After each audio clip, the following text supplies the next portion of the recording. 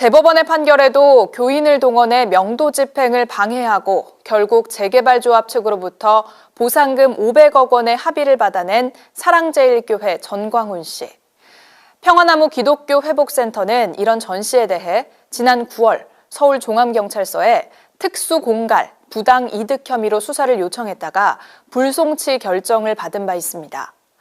그런데 지난 8일 서울 북부지방검찰청이 전 씨에 대해 재수사 결정을 내렸습니다. 이에 대해 김건희 여사의 사주가 아니냐는 분석도 나옵니다. 신비롬 기자입니다. 지난 9월 평화나무 기독교 회복센터는 명도 집행을 방해해 결국 장이 19역 재개발조합 측으로부터 보상금 약 500억 원의 합의를 받아낸 사랑제일교회 전광훈 씨에 대해 특수공갈 부당이득 혐의로 고발장을 제출했지만 서울종암경찰서는 불송치 결정을 내렸습니다. 고발인의 진술과 자료에서 혐의점을 인정할 만한 객관적 증거가 없고 진위가 불분명하기에 수사 필요성을 인정하기 어렵다는 이유였습니다. 그렇게 마무리되는가 싶었던 전 씨의 특수공갈 부당이득 혐의는 검찰의 지시로 새로운 국면을 맞았습니다. 서울 북부지방검찰청은 지난 8일 피의자 전광훈에 대한 사건 기록을 검토한 결과 재수사의 필요가 있다고 판단됐다고 밝혔습니다.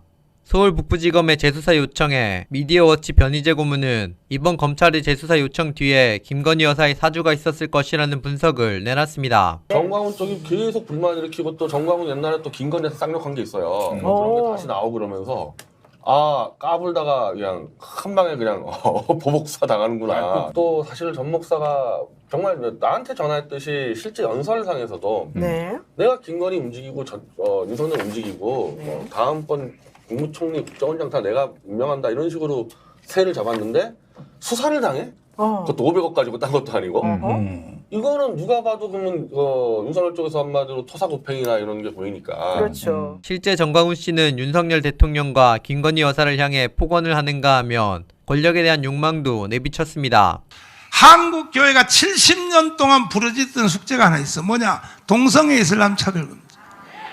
아니 한국 교회를 그렇게 우파 정부가 이용해 먹었으면 이거 하나는 들어줘야 될 거 아니야? 맞습니다. 거기에 대한 부처에 뭐냐? 여성부 장관, 보건복지부 장관, 교육부 장관은 꼭 우리가 한번 했으면 좋겠어요.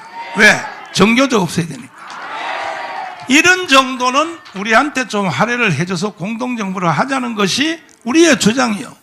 이제 문제는 윤석열 대통령이 된다면 대통령이 청와대에 들어가면 박근혜와 이명박 이상으로 잘할 것 같으냐? 나는 확신이 안 드는 거예요. 박근혜, 이명박과 또 못할지도 몰라요. 이번에는 절대로 대통령 만들어 청와대에 넣는 것만 가지고 안 되고 이들을 감독해야 돼.